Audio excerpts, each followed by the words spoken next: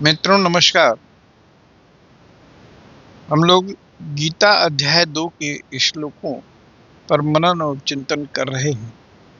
पिछले दिन तीसरे श्लोक पर मनन चिंतन पूर्ण हो गया था।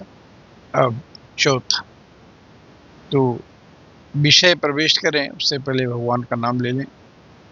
हरि ओम तत्सत, हरि ओम तत्सत, हरि ओम तत्सत।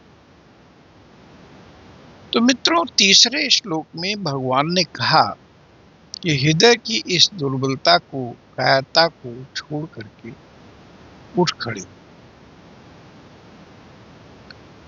इस पर अर्जुन कहते हैं चौथे श्लोक में, अर्जुन उवाच कथम भीष्मम् अहम संख्ये द्रोणं च मधुसूदनम् ईशुभिः प्रतियोत्स्यामि पूजार्ह अरिसूदनम्।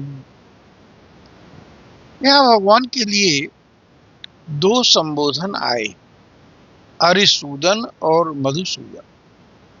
अरिसूदन का अर्थ होता है जो शत्रुओं का नाश करे, और मधुसूदन जो मधु नामक असुर का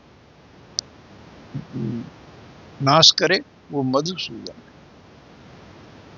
अर्जुन उवाच का मतलब है अर्जुन ने कहा कि अहम माने मैं, संख्ये युद्ध भूमि में, पूजार्ह तो जो पूजनीय है।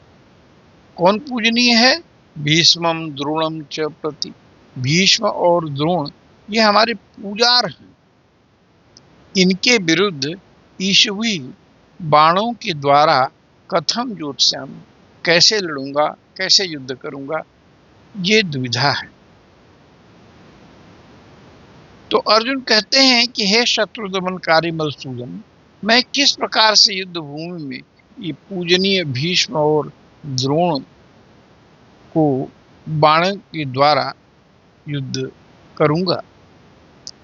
तो इसका मनन चिंतन के शीर्षक में आप देखिए, पहली बात है धर्म के अनुसार पूज्य की पूजा होनी चाहिए। तो गुरु और पितामह तो पूज्य हैं, कैसे युद्ध करूं, ये दलील है अर्जुन की। यदि आप कहें कि लड़ो क्योंकि वे तुम्हारे खिलाफ खड़े हैं, तो मैं कहूंगा कि उन पर बाण कैसे चलाऊं, वे तो पूजार हैं, यानी पूजा के योग्य हैं। अब जरा सोचिए, जिनके चरणों में बैठकर मैंने सीखा, जिनकी गोदी में मैंने खेला, उनको एकमात्र राजसुख की कामना से कैसे युद्ध करूं। इसलिए राज छोड़कर चला जाना ही उचित होगा। यहाँ अरिसूदन कहा कि भाव है कि आपने जितने युद्ध किए हैं वे सब तो शत्रुओं से ही युद्ध किए हैं, और आज आप मुझे मेरी पूजार्ह भीष्म पितामह और द्रोणाचार्य के विरुद्ध युद्ध के लिए खड़े होने की बात करते हैं, तो शायद ये उचित नहीं है। दुविधा की पराकाष्ठा है। इस पर हम लोग आगे के श्लोक की हम दूसरे दिन अपनी वाणी पर हम विश्राम देते हैं, और 5वें श्लोक पर अगली वीडियो में चर्चा हम लोग करेंगे। नमस्कार।